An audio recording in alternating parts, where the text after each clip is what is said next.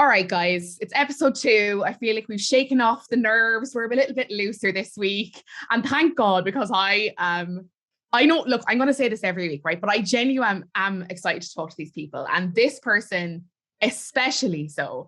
I found her on Instagram during the darkest days of COVID, and she brought light into my little life through her analysis of Real Housewives drama, which was my gateway drug into her. And ever since, she's been talking about all of the stories that have got me just so curious about pop culture and the celebrity world and all that kind of stuff. You definitely know her. If you don't, get your phone out immediately and start following her. Kiki Monique, otherwise known as the Talk of Shame. It is such a joy to talk to you.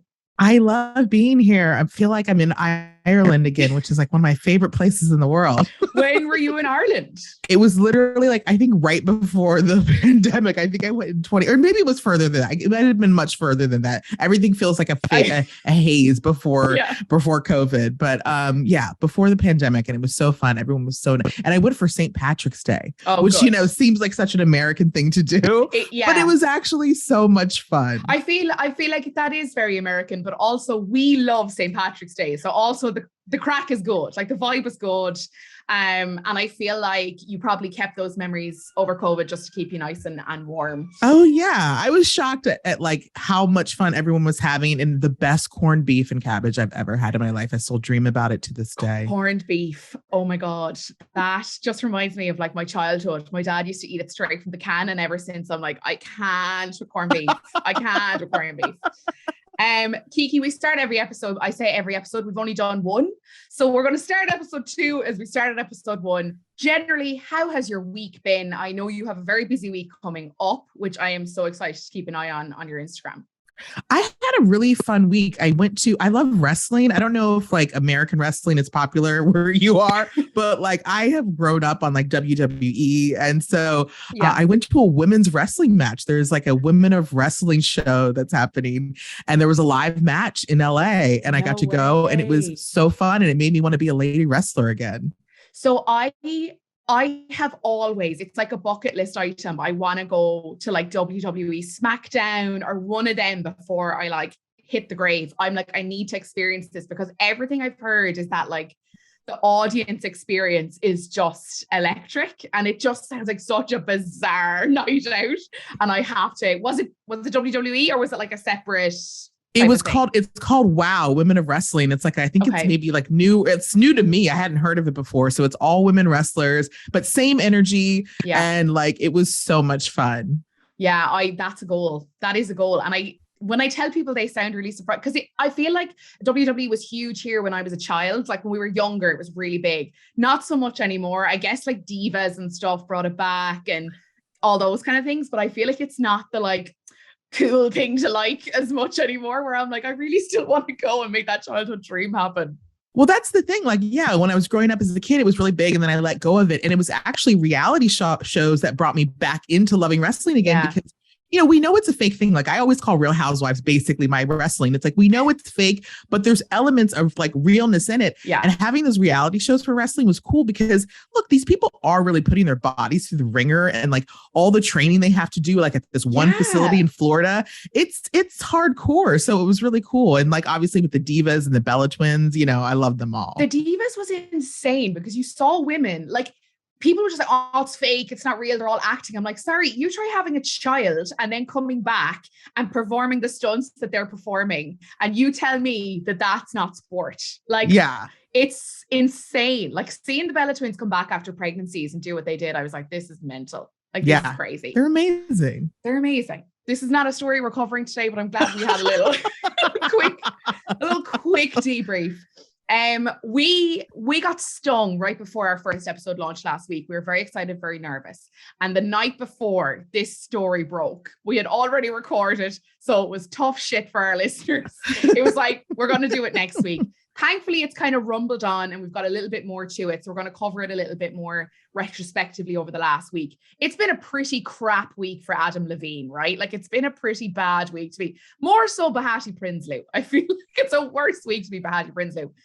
Bit of backstory for anyone who doesn't know what the story is or doesn't know who these people are. Shame on you. Adam Levine, frontman of Maroon 5, began dating Victoria's Secret model Behati Prinsloo in 2012, married in 2014, was officiated by Jonah Hill. Fun little fact I learned in my research. Didn't know that. Welcomed their first child in 2016, second child in 2018. Earlier this month, Behati announced that she was expecting their third child days later.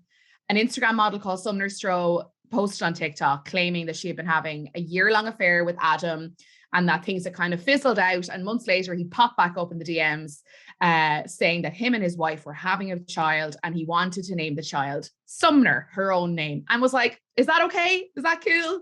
You chill with that. She then shared these screenshots with a couple of friends, one of which did the dog and went to the tabloids and tried to sell the story. When Sumner was approached for comment, she tried to beat them to the punch and put up this TikTok video outing Levine. Timestamps, I saw this on your story. Timestamps seem to suggest this was kind of June of this year, so pretty recent. Levine had to put out a statement and he wrote on Instagram saying, a lot is being said about me right now and I want to clear the air. I use poor judgment in speaking with anyone other than my wife in any kind of flirtatious manner. I did not have an affair. Nevertheless, I crossed the line during a regrettable period in my life. In certain instances, it became inappropriate. I have addressed that and taken proactive steps to remedy this with my family. My wife and my family is all I care about in this world. To be this naive and stupid enough to risk the only thing that truly matters to me was the greatest mistake I could ever make. I will never make it again. I take full responsibility. We will get through it and we will get through it together. Snooze, the usual kind of thing, right? Like grand, whatever you want to say. Since then, we've had a couple of more allegations. A comedian, Marika. Yeah, I couldn't really tell. Yeah, Marika probably sounds a bit more, yeah. Yeah. She also shared screenshots of alleged DMs where they were being very flirtatious. It was very sexual. Sumner returned to TikTok to clarify a few points that she had tried to tell Behati what was going on. She told a little bit more detail about the story trying to be leaked to the tabloids, and she kind of shared a little bit more about feeling like sad, kind of sorry about the situation, and said she didn't want to come out and try and paint herself as the victim. Is that everything? She got called for comment, and that's when that's the latest. Right, we're all up to date. Yeah, well, there's a few tangential stories, but yeah, like that's pretty much up to date from Adam's side. So we had another debunking during the week. Another thing I saw on her Instagram story was another woman who came forward, but it seemed as if those messages seemed a little bit more innocent maybe, and it seemed it was being maybe led from her side rather than in the other screenshots where we saw that it was very much Adam was the kind of pursuer. Right? Yes. And then we had a yoga teacher. I don't know if you saw those as well. The yoga teacher. But it sounded like from what I read, the message was accidentally sent to her. Because which was like, so it wasn't meant for you, but you felt it was inappropriate. So the yoga teacher, again, not to dismiss, but I'm kind of dismissing her. Yeah. And this is the problem with these kind of allegations, right? Is because you get a few then that don't seem to add up. It almost devalues the ones that actually do have a lot of evidence behind them. Because I mean, Sumner seems to have a pretty clear story. It seems to line up with dates in his life. It's coming from his verified. Look, we know that these screenshots could be doctored, right? But on the face of it, it looks like it's coming from his official account. He's put out this wishy-washy statement where he's like, oh, I'm going to work on it with my wife and I made a mistake and yada, yada, yada. And then you have this other commentary that's happening where you have Sarah Foster, the daughter of David Foster, of Yolanda Foster, of that link, saying that Sumner should have taken responsibility. You have Emily Ratajkowski coming in saying it shouldn't be put on the women. It's gotten very messy. And I feel like we've gotten away from the fact that Adam Levine, at the very lowest of levels, he has admitted to sending incredibly inappropriate messages to women on Instagram while his wife is at home carrying their children. And if that is all that is true, that's pretty shit. Like, exactly. And that's like, to me, it's like, look, let's look past all of him saying, I want to see your booty and all of those things. He told women about his unborn child. And that alone would make me want to throw him out of a window. It's like first asking, oh, can I name my son after you? And then the second, Marika, him revealing the gender of the baby that nobody has known and the name they want to give. So now let's think that two of the names that Behati has considered for her unborn son, she now has to throw out the window because they've been revealed to the world. Yeah. It's such it's such a betrayal, and that people now are kind of saying, oh, well, no, they didn't have sex, and like they didn't hook up, and they never met in real life, and it wasn't an affair. And I'm like, sorry, if that's the bar that you are setting for yourself, fine, that's grand. It's not the bar I'm setting for myself. I'm setting a slightly higher standard here. Like, it's outrageous. I mean, for Behati, she hasn't kind of commented on it, right? She hasn't put out any statements. She's not said anything. It's obviously a terrible time for this to be coming out. She is, you know, having her third child. Presumably she's kind of into the second trimester around that time. I don't think they gave any due date or anything like that on Instagram. No. But it's like, it's shocking. And I find the conversation about you know, the role Sumner played in pursuing this relationship, the thing that Sarah Foster brought up about, you know, if you're a married man talking to other women, that's shit. But if you're a woman talking to a married man, that's also shit. And I was on Louise McSharry's podcast last week, and I said about, it reminded me of, do you know that Gilmore Girls moment where Lorelai finds out that Rory is hooking up with Dean, and she's like, I didn't watch Gilmore Girls. Oh, okay. Well, Rory is hooking up with Dean, her ex-boyfriend, who's now married, and her mom comes down on her, Lorelai, and she's like, Rory, this is bad. Like, you need to take responsibility in this as well. And that definitely comes to mind. But what we also need to acknowledge here is there's a huge power imbalance here, right? Like, Sumner was in her early 20s and she was new to LA. And Adam you mightn't think is, you know, a huge star, but he's pretty household name, like, especially in America, right? Like, at that time he would have been on like The Voice and stuff, which is huge over there. Yeah, well, when we saw the pictures the next day of, you know, him and Behati together, or it was the first time we'd seen them together, the one thing that stood out in the article was their $52 million house. I'm like, these are people that have a very grand life together. Adam has made a lot of money. Yes, Behati's made a lot of money, but Adam is very, very rich. And so, I mean, how does Behati how does she play this now? You know, like, does she do the kind of Khloe Kardashian thing and just bunker down and just kind of, I feel like that's where she's going with this. It feels like if she's not commented by now, she's probably just like, I'm focusing on a pregnancy. Well, she's not going to comment. And I'll be honest, I've come sort of like all over the hills and valleys with this because, you know, another video came out of a person who said that their ex-boyfriend used to date Behati, and that she said she thought it was known in Hollywood, allegedly, that they had this open type of relationship. And so I know that that's the rumor that's been going around, is that like they understood that they could sort of like go their own ways, and that maybe she's not saying anything because like she didn't get caught because maybe the men in her life aren't being messy. And so, which, look, I would love to see that. I mean, can you imagine if the men started getting messy? I would love that. It would feel more equal in this world instead of just the women always revealing. And I feel like we could enjoy it a little bit more, because at the minute it feels like a woman has just been totally destroyed here. There's other women saying that they've been manipulated and used by Adam. So it just feels like, yet again, the women are losing. So I kind of like if Behati came out to be a little like playing a part as well. And I would also just love it. Like, look, open relationships are a thing. And I would love if a high profile couple said, look, this is how we live our life. It's none of your business, but I know we're public figures, so we're going to come out and say it. It would just be kind of cool for all the other people. So, you know, I wish that sort of happened, but I think Behati is just sort of going to like, be like, look, I have this pregnancy to get through. Now I know you're not going anywhere. You stay at home. We're going to get through this. And like, let's just mind our business. And I think that's what's going to happen. Yeah. I mean, I feel like Adam Levine had kind of come to this place. I don't know, I feel like from our perception over here, it's like Maroon 5 is a fairly inoffensive band. Like, they're not like hardcore rock stars. I can't remember any huge scandal with Adam Levine other than the relationship before Behati's, who was with another Victoria's Secret angel. And there was those rumors that he met Behati at the Victoria's Secret show while he was dating. But like that's about as hot as it got with him. She was also pretty clean. They were kind of this cool, attractive, young couple, like fairly innocent. And I feel like The Voice really sanitized his image and made him a really family-friendly rock star. And this has kind of shaken that a little bit loose, right? Like, that's kind of changed the perception. A little bit, but then it's also like he'll still be fine, because I think because he is a rocker, it actually gives him a little bit of edge to people, which is like, I know it sounds insane, but it's like, okay, maybe you're not so squeaky clean, but maybe I kind of like it that you're not too squeaky clean and I can get into you again. We're screwed up in that way. I know, like I kind of like there's some grit there that you're not like, yeah, squeaky clean is right.